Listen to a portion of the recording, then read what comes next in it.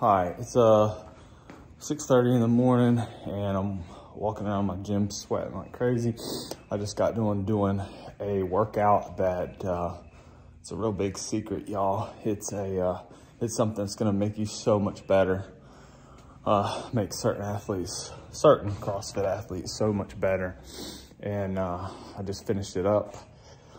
Getting ready to go on spending an anniversary day with my wife on their day off. We both took off, and but I got to get it in this morning. So I'm gonna show you what I did here.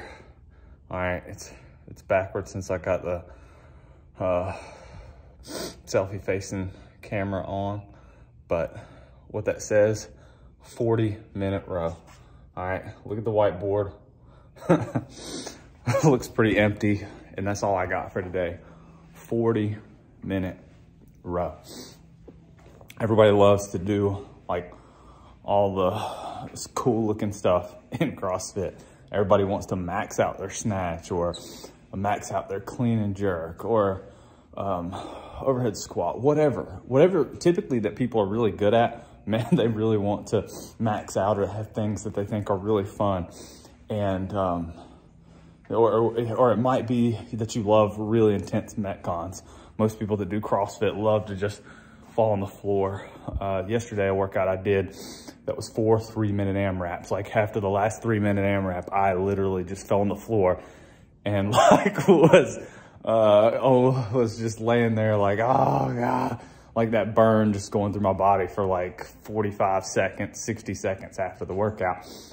People love that stuff, but sometimes what's gonna make you better at CrossFit is doing things like a 40-minute freaking row. To me, that is the worst, most boring workout you can do. I hate it, I hate it, I hate it. And my coach has programmed that for me this whole year. I've done, I started probably with 20 minutes at a time, and I think I've built up to as much as 60 minutes, a 60-minute, just straight hour-long row.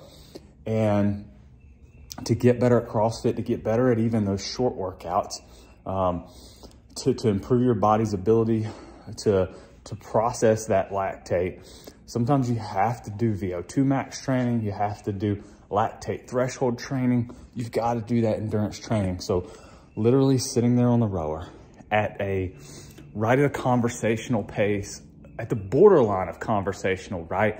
I could probably have a conversation with somebody, but it would be annoying, right? That's the pace you want. And, typically around 75% heart rate, somewhere in that area. Sometimes heart rate can vary though. So sometimes you base it off of feel.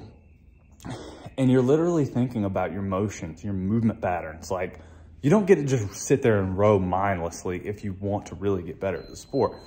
Every single stroke, you're thinking about your positioning, making sure your arms are positioned right, your back's positioned right, your legs, you're driving through the legs, your timing is correct for 40 stinking minutes. And sometimes, yesterday, my workout was fun.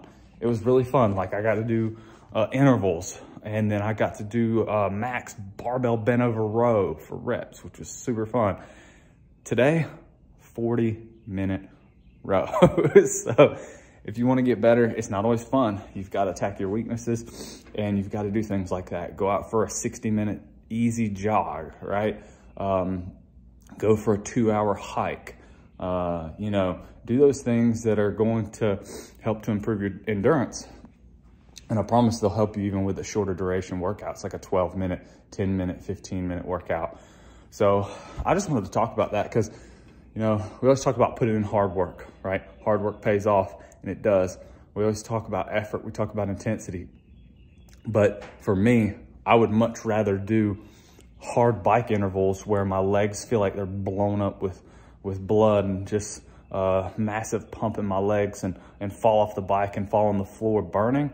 Like, I would much rather do that any day than a 40-minute row. Like, to me, that's just disgusting. And it wasn't hard. I didn't fall on the floor after. Like, I'm fine. I could work out and do, I could work out for another hour and be fine. So, like, what I'm saying is hard work doesn't always look like falling on the floor, passing out. You know, you got to vary a little bit. You know, CrossFit is a very broad sport. So if you want to be good at CrossFit, there's a lot of aspects to it. So don't neglect that long lactate threshold endurance or VO2 max training.